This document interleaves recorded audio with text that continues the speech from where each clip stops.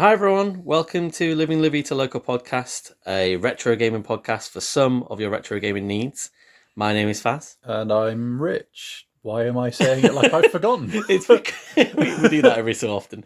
When I review the podcast every little while, I find that we do that. We forget who we are and why we're here. What are we here? What's happening? Yeah. Let me. Right. End zone. Right. Ozone. Okay. Frozone? No. Boyzone. Sure. What are you doing? Friend zone? Just do I need to phone help? Danger Just zone. nod if you can hear me. Killzone. Right. I thought it was going to work pretty well there when I started that off. It was, but I thought of so many zones you there. There were like all the pointing. zones. It's audio. No one saw the pointing. The aggressive zones. So many zones. I've definitely been friend zoned. Killzone. That's what we're doing. We're here to do Killzone. Killzone. We're going to do a double header of our PSP and PS Vita. Killzone. I was going to say apps there, but they're not apps at all. UMDs and downloads, etc. What even goes in a Vita? It's just a card, isn't it? It's just like a cartridge card, like thing. A Switch cartridge, isn't it? Yeah. I don't know what it's called. That's what they are. I've really thrown myself with the zone listing. Yeah, you really have. We thought we'd have a little look at Killzone this week. I don't really know a lot about Killzone, if I'm going to be perfectly honest. I played a little of the first game on the PlayStation 2, which I've actually gone back and tried to do a little bit this week because I own it, just to see, kind of get a feel for what the story, what the vibe of Killzone is, comparative to. So I'll be reviewing Liberation for the PSP, and you're going to be doing Mercenary for the Vita. Just to try and get an idea of where it came from as a franchise. And the overwhelming feeling is that it's just trying to be Halo. Basically, it's just like Sony were like, oh no, Halo's good, isn't it? We need to do a sci-fi shooter, don't we, guys? Yeah. But it feels like, I'm fairly certain that Halo 2 was out by this point. And when I played on Killzone 1 this week, it felt significantly behind all of the mechanics of what Halo 1, never mind 2, felt. It was very clunky and difficult to move. I put the sensitivity down. It was so sensitive. It was ridiculously sensitive. Yeah, right. It was madness. That is literally from nauseating. Yeah, what a normal sensitivity of a game would be. Just like whiplash every time you're looking left or right. Yeah, I was trying, and then on top of that, the initial recoil of your machine gun that you had. The assault rifle in Halo feels like a nice that is in sort of almost like a nice little sort of vibration in your hands in terms of the controller. You feel one with nature when you're shooting all those grunts. Sure. Killzone, it definitely feels like you are a heavy duty bastard. It feels like the main protagonist, Jan, who looks just like a general human. It should be the other way around. It feels like Master Chief should be holding this massive gun and getting all this huge recoil in some of the darkest environments I've ever shot a gun in. It's just if there had been any NPCs in this area, they would have been just, no wonder the planet of Vekta, I think it's called, was completely isolated and desolate because I'm fairly certain everybody's just shooting guns going. So have you seen Aliens? Yeah, I think we spoke about Aliens. They're like those guns. Basically, the start of Killzone is like Aliens in terms of its intensity. Going back didn't feel like a fond memory. Felt like a dirty memory. And when I looked it up as well, Killzone, I tried to look at how well it was reviewed and stuff, because one thing I do remember about Killzone was it was one of the first games that I played on PlayStation 2 that I played networked. Oh, right. So had the network adapter and stuff and played online. And I genuinely feel like I remember it better than how it feels right now. Yeah. And when I looked it up, it wasn't necessarily well reviewed at the time, actually. In fact, it's probably like, compared to the games we're going to be talking about today, and also Killzone 2 and 3 and the PlayStation 3, it was definitely like one of the worst reviewed of the series. So, it came from humble beginnings. Yeah. And we're going to talk about, I guess, hopefully better games, because it wasn't, I'm not going to give it an arbitrary score. I've played it for about an hour, but I want my hour back. is how I would say. Not going to happen. No. Well, you're not going to get it back at this hour anyway. So yeah, have you played any of the Killzones before? No, like I had dabbled with Liberation. Funnily enough, that was kind of the only other Killzone besides Mercenary I ever really played. And even then, I didn't play Liberation for very long. Like I bought it, the PSP version on my Vita, and it's been kicking around various memory cards for probably the better part of about a decade by this point. Yeah, and I've still barely got past level 2, I think, in any given, like, I would say sitting, but like attempt at playing it. I just bounced off it so hard. Really? Yeah, really, really hard. Mercenary, like I had back in the day, and I mean, it came out 2013, something like that. So I think I must have picked it up reasonably soon after it first came out. Not straight away, but like, year or so. And yeah, played that quite a lot. So it was kind of nice to go back. You've got quite a big library of Vita games that I've noticed. That is did you pick them all up relatively quickly? I know obviously you spoke like a few times about like traveling with the Vita quite a lot when you were younger, like when it was out, or did you kind of build them up over time? I've built them up over time, and it's funny you mention that, actually, because I was kind of going through a bunch of my stuff recently, and I have, or had for a very, very long time, done the whole getting rid of stuff to invest in the new thing. And so my collection has only in the last couple of years kind of sprouted arms and legs and gone back to some of the consoles and systems that I had back in the day, and some new ones. The Vita, I've only ever had 2 consoles, and I only ever got rid of it for maybe about 6 months, a year, something like that, and then switched from the original one to a Slim.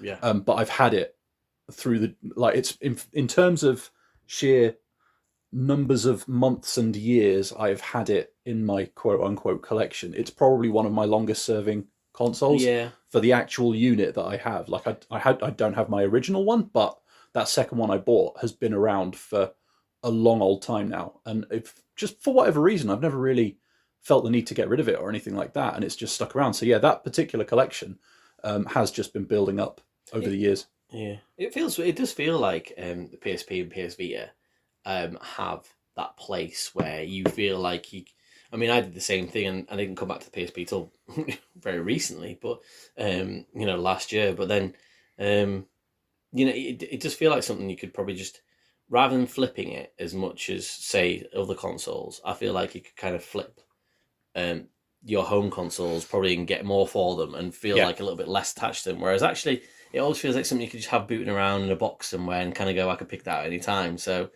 which is kind of nice in a way. Yeah, but what definitely helped it besides that as well was the fact that until the Switch came along, there wasn't really a handheld that could do what it did in my world.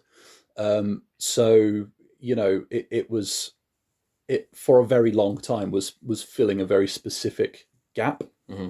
And yeah, definitely helped it stick around. So, from you bouncing off Liberation to me bouncing into it, and so I'll have a little crack at sort of talking about this then, because this game is Killzone, definitely in aesthetical feeling, but in terms of gameplay, from what I felt from what I played the first game, the other night, like different, completely different. And actually, one of the main ideas really is that, it's tied to the first game in so much that the story's set just two months, I think it is, after the end of the first game. So it's one of these PSP games that actually takes a jump into the unknown and doesn't do that thing where it's like, oh, we're on a PSP, so we're just going to have a completely different protagonist and a different set of circumstances. It actually goes, no, we're going to continue the story and we're going to slot it in there. So much like I spoke about Daxter at the end of last year, and that's kind of set really where, yeah, you just take Daxter from Jak and Daxter, but that's set between Jak and Daxter 1 and Jak and Daxter 2. So it's still kind of like within that world. And this is the same sort of thing where you actually go from Killzone 1 to Killzone 2. You don't have to play this game, but it has its own story that actually makes sense in the setting. Right. So it's almost just like a war campaign that you bypass completely if you never had a PSP. But actually, I think it's really quite beneficial, like as in terms of if you do play this, because Add a little sort of context. Maybe even not so much context, just as I feel like it's just a good game, like if that makes sense. Do you know what I mean? In the Killzone universe. Yeah. So because I can't speak because I'm not played on Killzone 2 and 3, but as far as I'm aware, and obviously I know you're going to talk about Mercenary as well, and I've not played that either, but I don't think there's any reason why you'd have to play this to play 2 or 3, if that makes sense. I don't think they force you towards the PSP. But it is nice that they have sort of said for this series, they've kind of been like, well, we're going to keep the same main protagonist that you play as. Yeah. So I was making the point that, it's kind of strung together by that, and the story is... So the story of Killzone, when I was trying to ape at the start with Halo, is that you basically have two fractions. Two fractions. And you do some 1/8, 1/3 equals all the bullshit, which it kind of does. So two factions of humans who've left Earth. One end up on the planet Vekta, I think it is, and the other one on the planet Helghan. And the Helghans were kind of forced there, really, and then they couldn't really breathe the atmosphere. They turned into mutated sort of weird humanoids, but actually they became stronger once they got used to the atmosphere, but they ended up with respirators, and that's why they all wear the sort of space Nazi masks and things. So it's set at the end of the first game. As you could probably tell by the fact that you got Killzone 1, 2, and 3, that the first game doesn't end the war. What? Yeah, there's a little bit of a setback for the Helghans or the Helghast against the Vekta ISA forces, but it's not a defeat for them. And if anything, for all reasons of extending the series, actually the Helghast come back stronger than ever. You're like, didn't I just kind of stop these guys a little bit at the end of the first game? It's like whack-a-mole with space Nazis. Pretty much, yeah. Jeez. Review done. It's there or thereabouts, if I'm going to be honest. But stick that on the box in quote marks. But the difference in this game then is that it goes from FPS to third person isometric. Right. Almost. When I say third person, it's not third person, it's 17th person. Yeah. You're not top down, but you are a couple of postcodes over. Exactly. Yeah. And that made me feel like later on, once you've done your review, I kind of want to talk about isometric games, because I didn't really know what one kind of was really, in terms of I would have called this, and I do call this isometric, and it is isometric, but before even when I started playing it, I was like, oh, this is an isometric point of view, but I just said that sentence like as a throwaway sentence, like I knew what I was fucking talking about, but I don't. But it is, which is good. And I want to talk about isometric games because actually I feel like it's a good viewpoint to watch, to play and watch a game from. Mm-hmm. And we'll see how we get on with that. Yeah. But yeah, so you play it from this isometric point of view, and it really works in the PSP. So I have talked about first-person shooters being something that doesn't necessarily work because you've only got the one stick and it's difficult to control. Yeah, the movement and also the head movement and targeting. Whereas this kind of bypasses that, and you end up using your movement with your stick. But the mechanics of the game are that you kind of have this weird lock-on system with your gun, and you'll probably remember that from playing it, where you don't press any buttons to lock on, but if you are sort of shooting your weapon in a certain direction, much like Metal Gear Solid 1, I feel like I remember with the SOCOM, where it was almost you held the button enough where you kind of brought the gun up and you could see the laser out the end of the gun, and then you could move Snake around, and then as soon as you knew you were facing the right direction, you'd let go and fire. It's a very similar sort of situation with that. You get a laser at the end of your gun that basically kind of like you can see where you're directing towards, and anything within the vicinity of an enemy is, it kind of locks onto them. I don't know why though we don't just have a lock on button for this game either. That said, like, as in there was plenty of button mapping that could have worked where you could have used one of the buttons or the shoulder buttons to lock on. Like, as in that they do get used, don't get me wrong, but definitely felt like it was something that could have been used better. I'm glad you mentioned that, because I earlier on today actually dipped my toes back in Liberation just so that I wasn't coming in preparation. Totally cold. Look at you. And I was instinctively looking, like I was pressing buttons like it was going to lock me on, and then got the tooltip prompt about the fact that it was automatic, and I was just like, oh, right. Well, I feel like a tip. But it's all right, because no one knows. No one knows till now. So, yeah, it feels like... what does it feel like? It feels like I'm looking at an Age of Empires game, but in war trenches, basically. Like, as in, and the story is... It's not super expansive, but there's enough of one there. It kind of tells the story pretty much through text at the start of levels. So the game kind of is broken down into little snacky-sized missions within a chapter, and there's 5 chapters. Although actually there's 4 chapters, and the 5th chapter was downloadable, so I had to go and find the ROM for that. All right, to get the 5th chapter, of which I got up to. I haven't completed it, to be honest. That is in, so I don't know why I even bothered the end. But but it was downloadable content, which was funny, really. I don't know. I should have really looked this up. Done some good podcasting and seen what they charge for that, because I don't know if it was free or you got charged for a 5th chapter. I mean, it was the kind of era where you probably were charged. Yeah, I think so. I think it was probably on the PlayStation Network store or whatever it was for PSP. So there was a 5th chapter, so it does kind of, like, if, as you say, I imagine you probably get charged for it, and it kind of downgrades that a little bit in my book, because actually part of the story is that you're trying to follow some of these hostages that you lose in the first mission, and then you find out there's a traitor in the midst of the ISA forces, but you don't find out who that is by the end of the 4th chapter. So, and I've read up afterwards that you find out in the 5th chapter, and I'm a bit like, oh, that's a bit shitty if you do have to pay for it. So, but I didn't have to tough that pain, so it doesn't matter. Yeah. But yeah, so it's a bit like you kind of war in the trenches. The story's been told mostly through text around the mission. Like I said, it's not super expansive, but it's quite a sort of an easy to follow story. But there is one there. And yeah, I feel like I was enjoying myself while I was playing the game.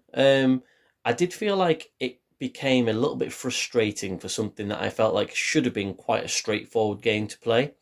And that was a lot of that was to do with checkpointing.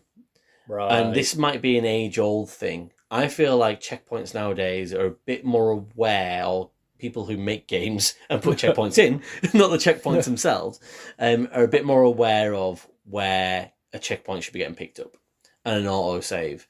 Whereas in this, so in the first couple of missions, so the first couple of chapters, the missions are quite snacky sized, but you get to the end towards a chapter 2 and they become sort of 30 minutes you could be playing a sort of mission for. And actually, if you are going through this area where there are lots of red barrels, I'll use my inverted commas that you can't see in the podcast, but things that explode very easily when you're fighting, and you don't have a lock-on system on your gun, and you're shooting a shotgun at 2 Helghast warriors, like as in who were shooting back at you, and they're just as crazy ass, aiming like towards you as well. There's a lot of incidental death and incidental damage and things that just kind of happen. And I don't think it's necessarily through the player's fault that happens. And then even if you don't have anything exploding around it, there's quite a lot of mines and things, and there's quite a lot of, in the end, there's quite a lot of enemies around you as well. There is a duck and cover system, which actually 2006 when the game was released, similar to Gears of War, sort of, it almost feels like they kind of mirrored each other, and everyone's like, all the developers are talking, hey, you heard about this new system? And it works quite well, and you can't really run and gun. Ammo's at a bit of a premium, and if you try and run and gun, you'll die pretty quickly, so you do have to use that duck and cover system. But even using that, I felt that it got quite frustrating at times where I was like, this area, when a game just feels like you're like, this area should be quite easy for me to clear. I don't think the game's trying to put a challenge into it, but the challenge has come about by the way that they've arranged the level. Yeah. It's almost like, and they've not even realised that they've made a challenge. And that's what the frustration comes from. Yeah, it's almost like it feels like it would have been easy for the people that made it because they were so used to seeing it and how it all works. They could just breeze through it and we're like, oh, this isn't too bad. Yeah. And then someone who's coming into it cold is just like, the fuck? Yeah. Just like, and that is one of those things where you kind of go, am I bad at a game or am I just like not getting it or something like that? And I was progressing, but I felt myself, it just felt like it was becoming a bit turgid and a bit like, actually, the difficulty is being presented by the fact that the level designing doesn't feel great. That's not ideal on a bus either, is it? Like, for a portable system, you want to be able to feel like you can pick it up. I'm flying through this. This is absolutely no bother at all whatsoever. The direction of the next goal, like that was another thing that is in. Even though it is a very linear game, that you still seem to kind of think, well, if I just knew where the direction of the next goal was going to be, like the level might split into two ways, and you're kind of like, well, what's the easiest route and what's the hardest route? It doesn't ever tell you that, and actually, sometimes it can be that one route's got one enemy and one gas pipe you have to traverse before you get blown into fucking smithereens. On the other one's like 17 enemies. That is in. So it's not as easy as it should be in terms of signposts and that kind of thing. So, but generally, yeah, it's I don't know. It feels like it felt like with all those things going on, it was still at heart a pretty good game for the PSP. And the decision they made to move from FPS to this third-person shooter situation, isometric view, really helped. And it just felt like you were playing, like I said a couple of times already, it felt like you were playing Killzone, but a different game that works quite well. It was just a bit frustrating in parts. Yeah. And obviously, with the 5th chapter being something you had to download, I was a bit like... I was like, I'm just to and fro because I was like, 1 minute, on one hand, I was like, yeah, this game, I'm really enjoying myself. And on the next hand, I was kind of going, that is in, but at the same time, I'm fucked off. That's it. And for 8 or 9 hours of your life to feel that conflict in yourself, it was more like, like, where's this game sit in the pantheon of games that are on PSP? And actually, mechanically, it works really quite well. But it's just a frustrating shooter game also as well, which is the PSP's kind of full of, just in different ways. So I can see why you bounced off it because... Yeah, and it was very brown. I know Killzone's meant to be one of those sort of, that brown era of first-person shooters anyway. And it's, the first couple of levels where, like you say, it's trenches, it's mud, it's ruined buildings and all that kind of stuff. And you're just like... I haven't shelled this money out on a shiny new handheld to look at brown. It just felt a bit, I don't know. Between that and like you said, you could tell the gameplay was solid. But without wishing to get into too much detail about it, like isometric viewpoints are something that I tend not to get on particularly well with outside of some very specific situations. I fell foul of some familiar issues that I will come on to later. Oh, that'll be good to talk about then. Yeah, I'm glad that it will have a talking point. It's not just going to be a love-in, which is where I'm going to come from really with it. Like, from that angle, from that isometric angle, like, I'm quite happy with it. So 45 degrees up from horizon, that's where you'll find me. Get off the fucking ceiling! 6 out of 10 for me. Do you know what? I've probably talked myself down from when I first started playing it from like an 8, and it started getting into more of a 6, where I still think it's a recommendation, and I think if you've got a PSP, I think it's one of the better shooters on there, if I'm going to be honest. I just think that time has made me realise that actually there are a lot of things in there that I go, this has been done better now, this has been done better now. Yeah. And they could have cleaned it up and it could have been absolutely incredible. I think that they just didn't take a lot of time with it probably. So, but I want to give them a bit of credit for trying to build the Killzone universe onto the PSP. So. Yeah, definitely. And I mean, for my tuppence worth, again, playing it earlier on today, it occurred to me that actually, if they'd made a Killzone Liberation 2 on the Vita and had the other stick to do the aiming, and then a fire button on the side, like I could imagine that working pretty well, potentially. Yeah. So, yeah. But why would they ever think of doing that? Well, their hands were full with Killzone Mercenary. My hands are full of Tangfastics. You carry on open talking. them because they're my favourites. So, oh, really? Yeah, I bloody love Tangfastics. This podcast is not endorsed by Haribo or any of its subsidiaries. And we wish it was. Yeah, I was going to say, get on it, guys. Anyway, so Killzone Mercenary. 2013 is the year on the intro screen. And this is, like, I know I've said before now about the PS Vita having that kind of untapped potential. This was the game that for a very, very, very long time, probably the bulk of that 10-year period that I was saying about basically having a Vita and tinkering with it, this was the game that nothing else could do. Like, this is, until the Switch came along, and it's like first-person shooters and all that kind of stuff, this was the main reason that I hung on to the Vita as long as I did. Wow. This was the game that when anybody was like, oh, the Vita, isn't that thing that tried to do sort of home console games but kind of couldn't? This was what I would point people at. I'd be like, look at Killzone Mercenary, play it for a couple of minutes, and like that is as close to like sort of PS3 grade gameplay and graphics as you are likely to get on a portable system. And I kind of stand by that.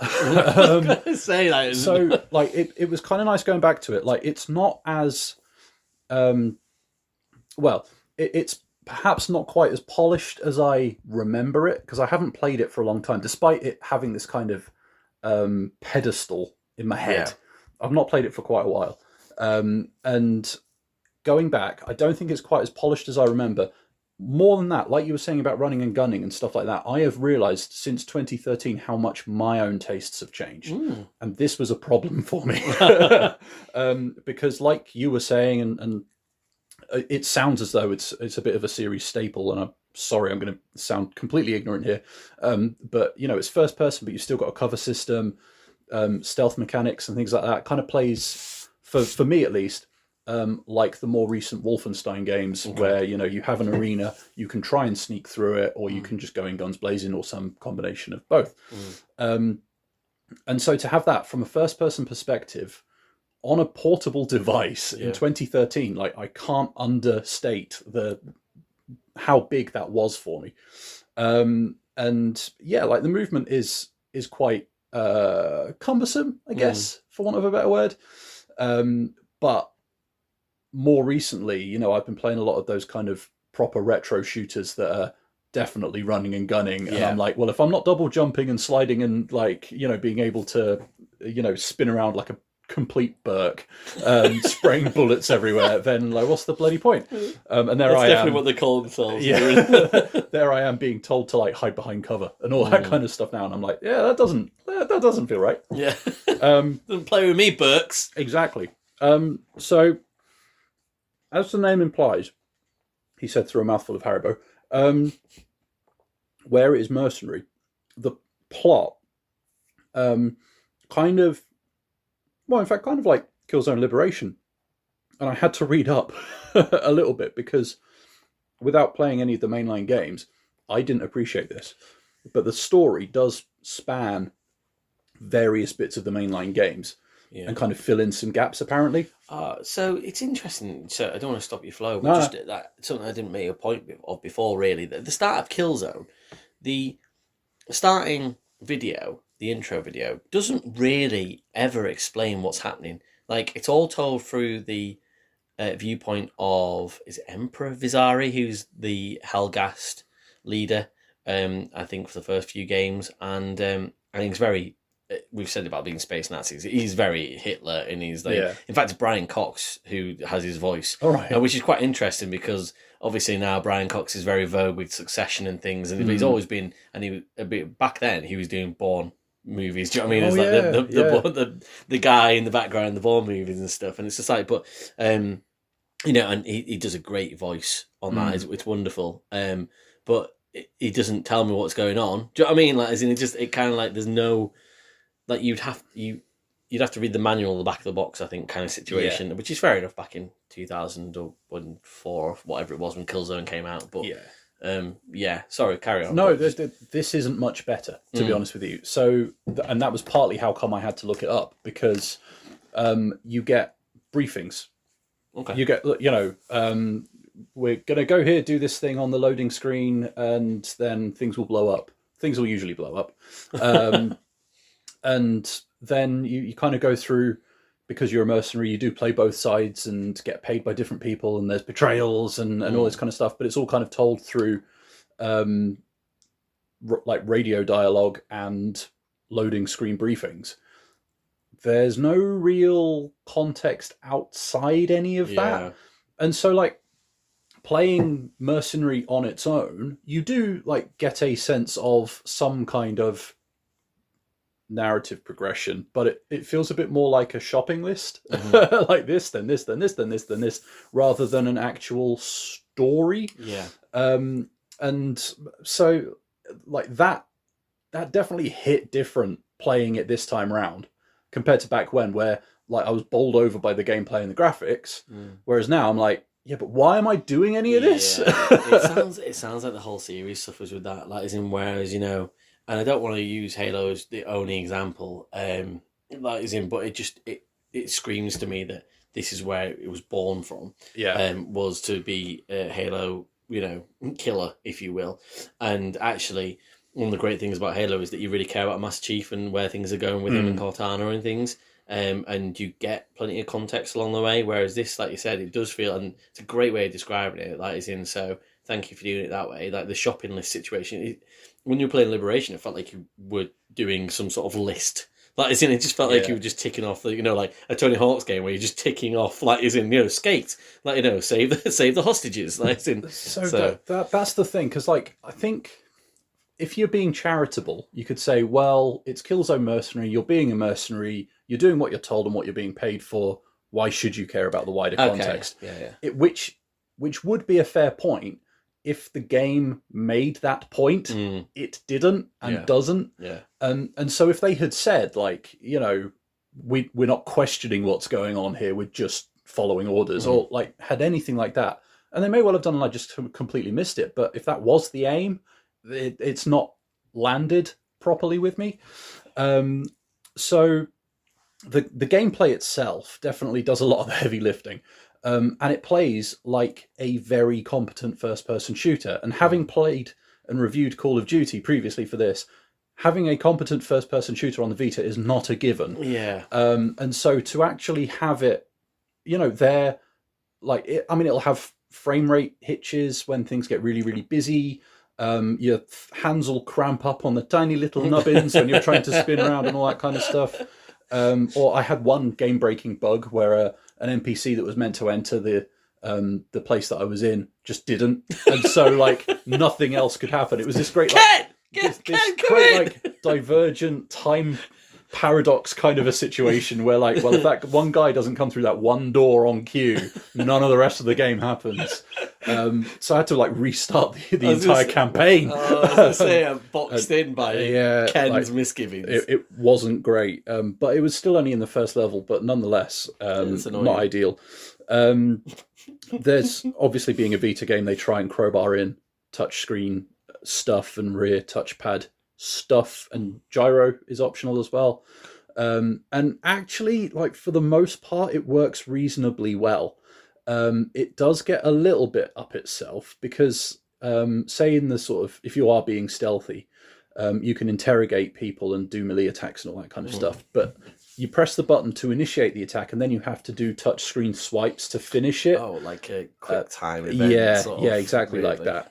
And like you can get intel from captains and stuff like that, but they never say anything. Like nothing ever appears on screen. And then so you go into this like file that pops up on your screen by touching it, and it's just like some context for the conflict. Yeah. And I think this is possibly where I was going wrong with some of the story stuff. I think some of the wider points are explained in those intel things, but you've got to go and like hunt them down. Yeah, they're not presented as need to know information. And so this is where my point about the point the story was trying to make, I think, gets a little bit lost. Yeah. I don't think they were doing it deliberately, basically. But even things like setting charges and things like that, or hacking, you'll have little mini games that you need to use the touchpad for and stuff like that, which it gets kind of annoying, but it's definitely not the worst use of a touchscreen I've seen in a Vita game. Yeah. Though you do have to use it in the menus, which does piss me off. That's your least favorite thing, isn't it? Well, not only that, but like you have to, if you're skipping the briefing because the game's finished loading in the background, you have to press the touchscreen rather than just pressing any of the buttons. Ah, right. It's not like a press any button kind of a situation. It's continue to press the touchscreen. Yeah. Which meant that I thought the game had really long loading times for ages. And it doesn't. They're actually reasonably sensible. I just didn't know how to fucking skip the fucking briefings.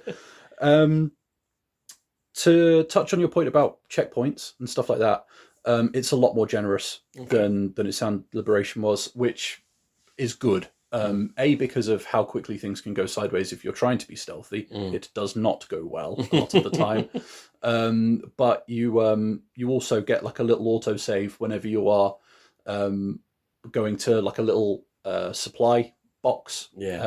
Everything in the game costs money. Like you get money for everything in the game. Like basically anything you do will get you cash, but you have to spend it on everything. So it's like if you want to restock your ammo, like you can pick it up off the floor, but if you want a full restock, you got to pay for it. If you want different weapons, so that's where the mercenary sort of you have to buy the weapons. If you want to re-equip a weapon you've already purchased, you have to spend money on it.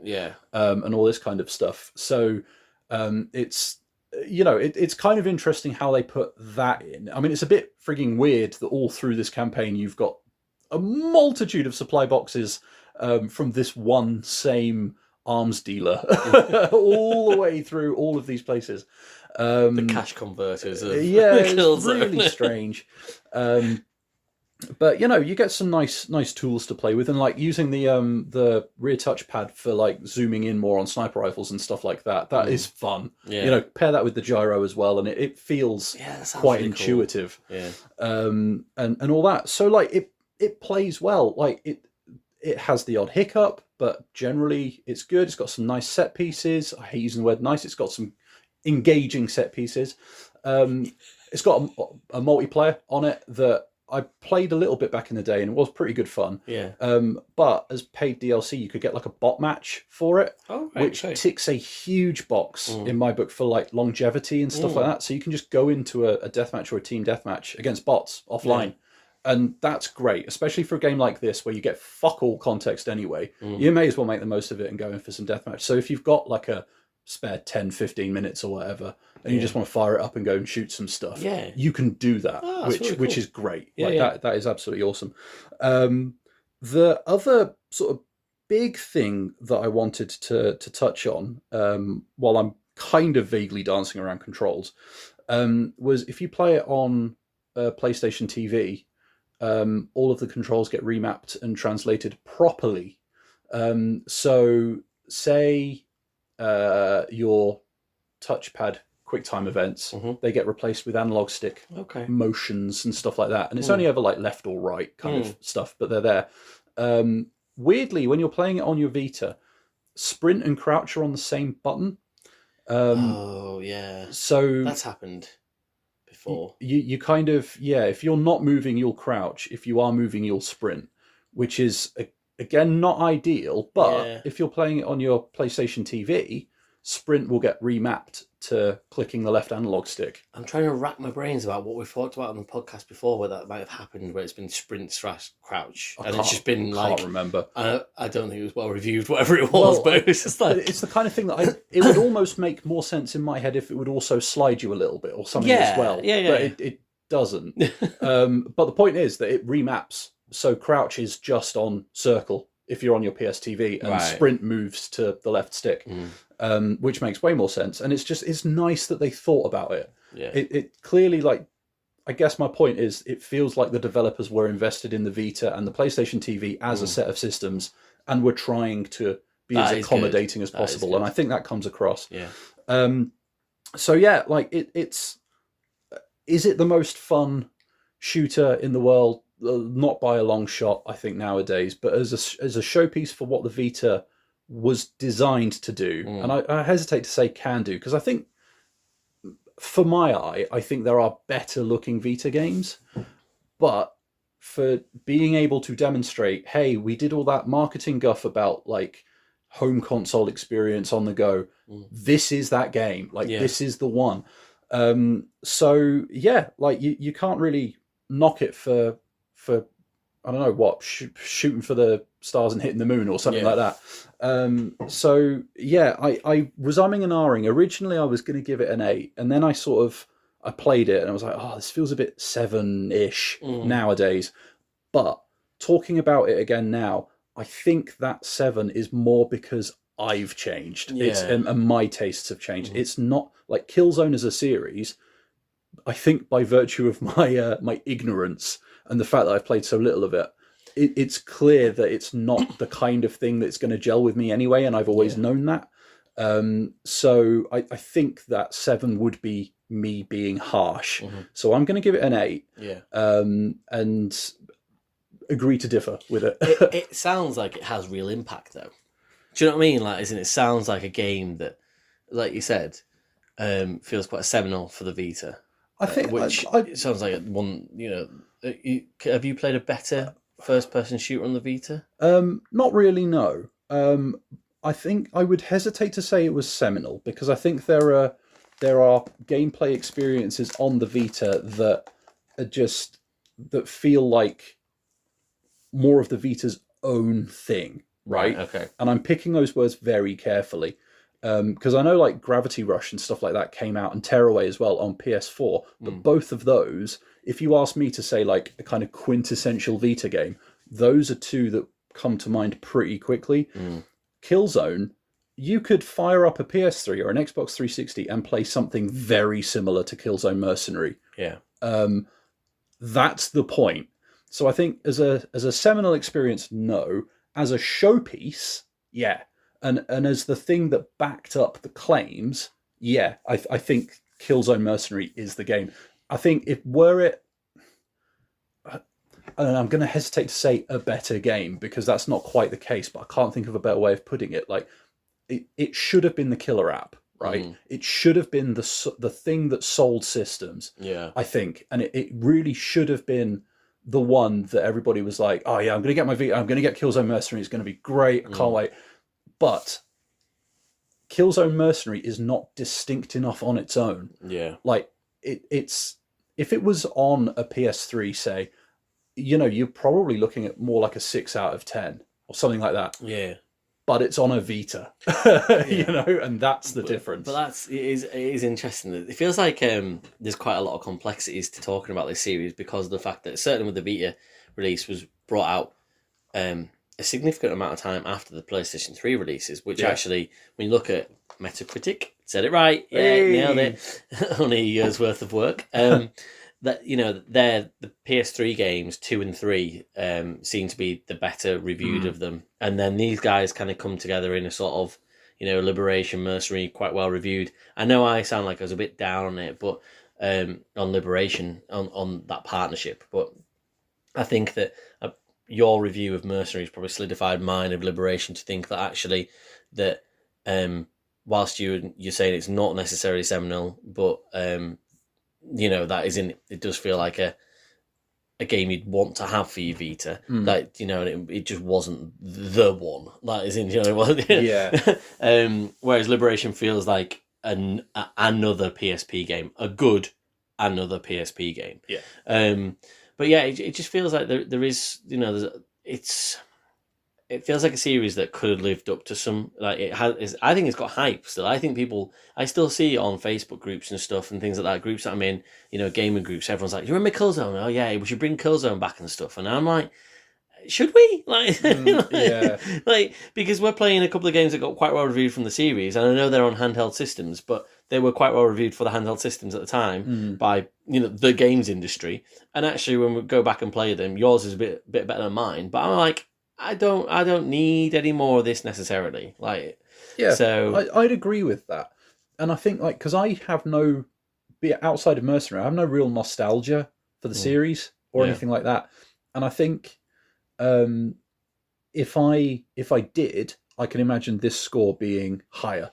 But what is here is very solid, but it's solid. Yeah. Like it feels like it's good quality, but at the same time, kind of like you said before now about trappings, right? The trappings around this feel a bit humdrum. Yeah, like it needed a bit more of a narrative spark, or it needed some more vivid characters, or something. But that's 2024 Richard talking.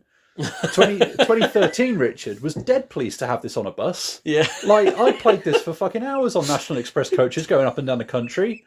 I love that your review should just say 8 out of 10, dead pleased. Dead pleased on a bus. Yeah, and I was, and I still am. Like, it genuinely, it is worth, at the very least, I would encourage you to go have a look at it on YouTube and just, appreciate what they managed to pull off graphically.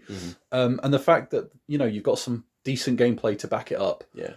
Sure, it's a short campaign. Of course it is. It's never likely to be long considering what it's trying to do. But that's why that bot zone multiplayer aspect to it was good.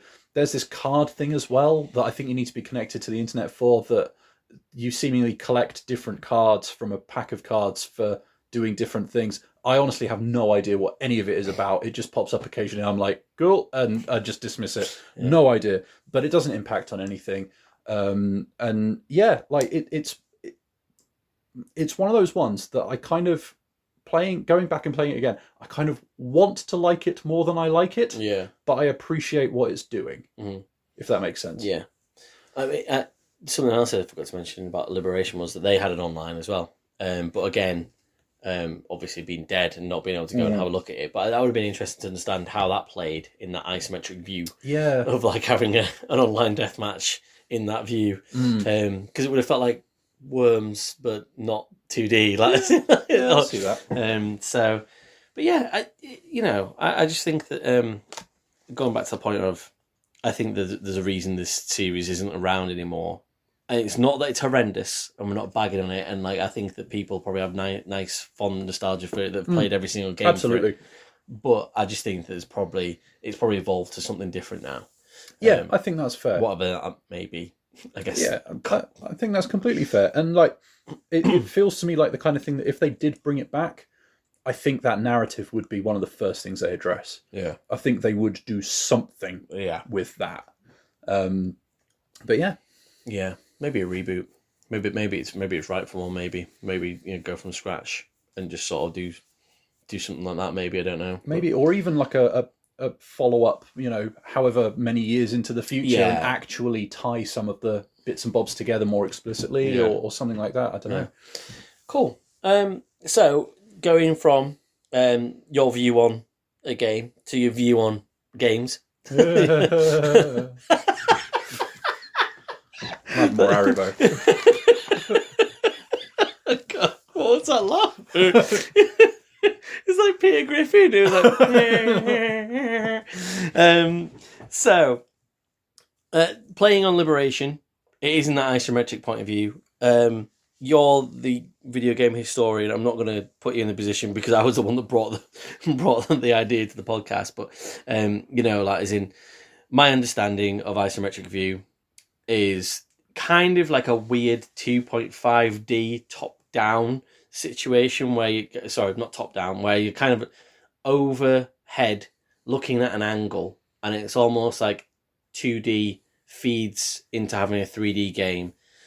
Can you put it in better words for me, please? Yeah, I had to think about that. So if you imagine a square, imagine the camera view of what is going on in that square is on one of the corners, and then lift that camera up so it's 45 degrees, sort of looking down onto the square from somewhere up above. So if it was a cube, kind of one of the vertical corners. Yeah.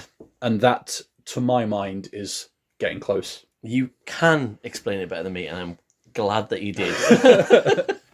So, and then my shtick on this is that I think I like this view in games. It seems to gel with me, and you've just said before, I didn't know this opinion before the podcast. This will be interesting, hopefully juicy. So I think that it's one of the best views in gaming, and my evidence, if you will, or my games that I bring to the table, that I think that these are the games that I have really enjoyed in that view, are things such as Transport Tycoon, Desert Strike, which I feel like is an absolutely amazing game in that view. And even though the sort of Apache helicopter that you, I guess, direct around, it kind of feels that you do work on a cube axis. That isn't, it can be a little bit annoying, but actually, you know where you're going. Like, is in that game, like, you know you're either going to pivot on one way or the other, and you're not so fluid and stuff. So actually,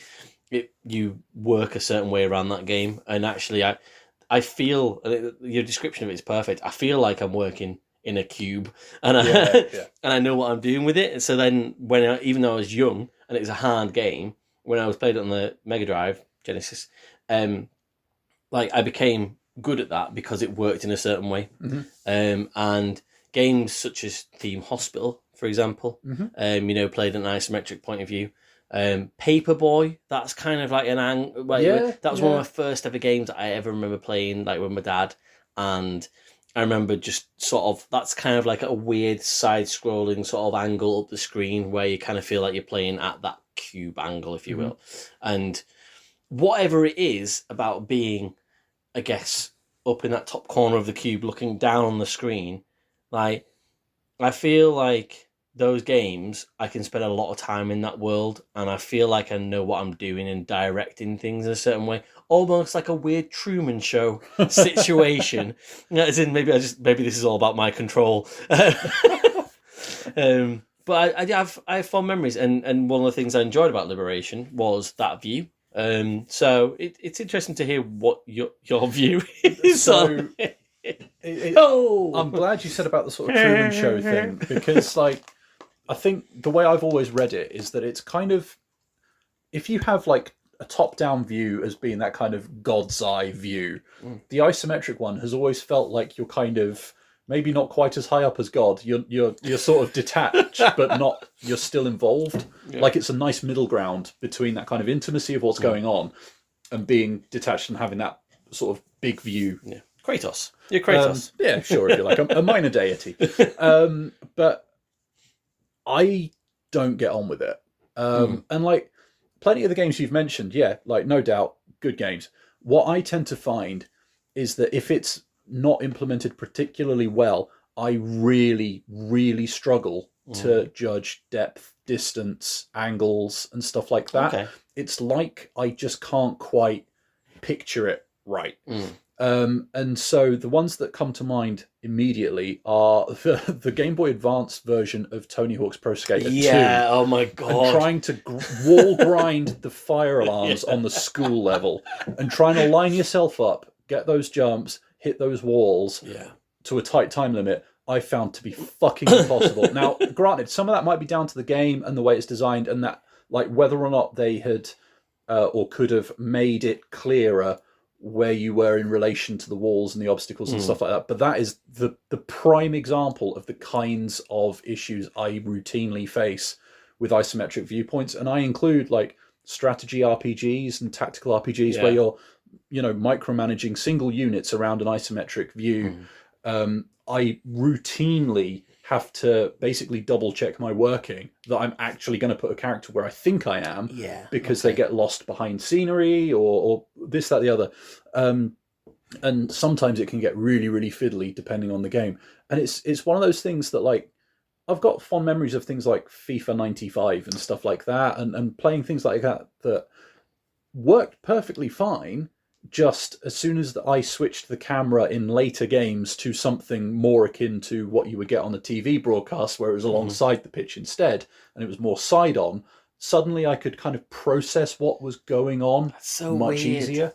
Like, that's like the opposite for me. Like, as in, I know it really is. Like, as in, like, now you mentioned FIFA, I'm like, did I ever enjoy a game past FIFA 97? Who knows? Like, as in, like, I mean, there is evidence on this podcast that I have enjoyed them, but going back to that isometric view, like, you know, the way that you scored goals in those was just like ridiculous. That is in, but it had to be from a certain camera angle because the camera angle couldn't move. You know, and you're absolutely right though about like where you place things. Like the amount of times I've placed like a tunnel on Transport Tycoon that's been far too fucking long, but not really. And it's like the hill on the other side, it's got to be at a certain angle. Like it's definitely at the right angle for that tunnel. It's like, no, it's not. And you're like, what do you mean no? But like you can't really move it around. One game that came to mind that I've played really recently for the podcast, where you can move the camera but it stays in an isometric view, is Final Fantasy Tactics. Yeah. And that was one thing that I really remember when I was thinking about this. I remember thinking that was one thing that I absolutely loved about that game. That is in the idea of the chessboard from that angle, but you could move it also as well to see around the entire board, and that felt like something that really worked on the PSP. Yeah, and like I started playing on the Switch store over the weekend. I picked up Disgaea Complete. Okay. And that's a similar to sort of Final Fantasy Tactics, but you have battlefields where you'll have like a small walkway and stuff like that, like a void either side.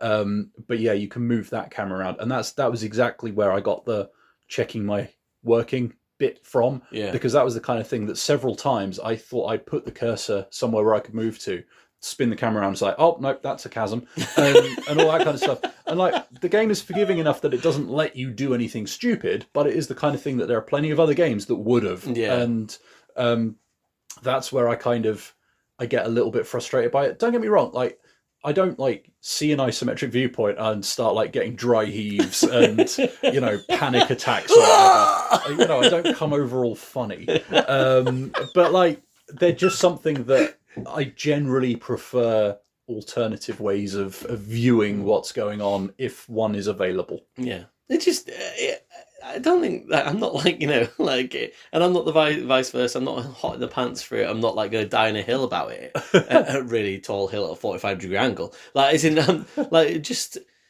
it just came to me when I was playing this game, and I was a bit like, oh, I quite like this angle. And I was like, and one of the things that I really thought was clever about this game was that somebody realised somewhere, they were like, first-person shooters, as early as 2006, first-person shooters don't work very well on the PSP, do they? Let's do it from this angle. And it was like, oh, and actually, it changed the game completely to being something different that made it work, relatively well.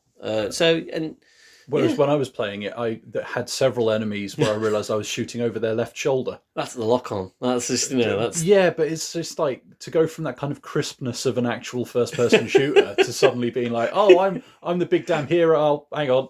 You're like, what the hell is this? Can't actually hit the big side of a barn. And, yeah, not ideal. Is it Halo Wars? Halo Wars, is that an isometric game? I feel like that was it, or maybe not. I don't know. Nearly. Is Command and Conquer? Is that like what kind of angle is that? I always have Command and Conquer pegged more as overhead, but like I don't know if that's accurate.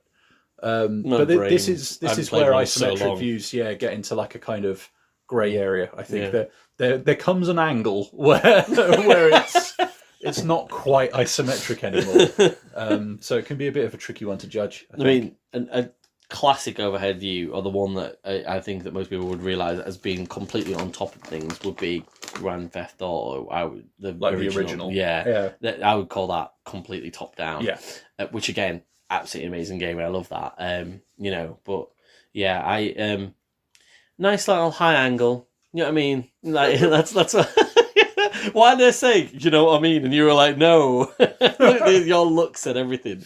What are you talking about? Just much like I started this podcast, I'm just talking absolute shit. But yeah, cool. I think that we'll probably won't go back to Killzone. Maybe.